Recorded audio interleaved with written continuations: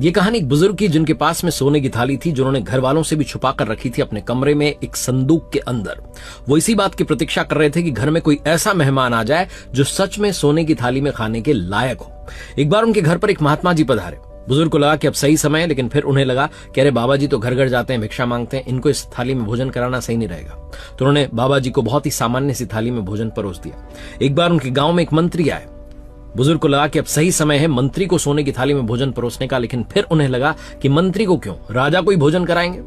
सच में एक दिन राज्य के राजा उस गांव में पधारे, लेकिन राजा युद्ध हार चुके थे और गांव गांव जाकर सेना को इकट्ठी कर रहे थे।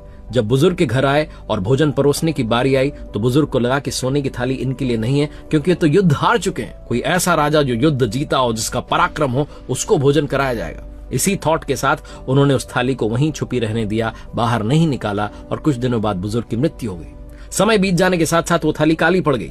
एक दिन उनका बेटा जब उस संदूक को खोल रहा था तो उसे वो काली थाली मिली। उसने अपनी पत्नी से कहा कि जाओ इसको जाकर के बाहर रख दो, जो अपना पालतू कुत्ता है उसको खाना परोसना इसमें शुरू कर दो। वो थाली जो बचाई गई थी उसका हाल ये हो गया। बहुत छोटी सी कहानी है जो सिखाती है हमें कि कहानी थाली की नहीं, आपकी हमारी है। आप और हम एफर्ट्स नहीं करते, इंतजार कर रहे होते हैं सही समय का, सही अवसर का, जो कभी नहीं आता और पूरी उम्र निकल जाती है। अभी से अपनी जिंदगी को संवारने के लिए प्रयास करना शुरू कीजिए।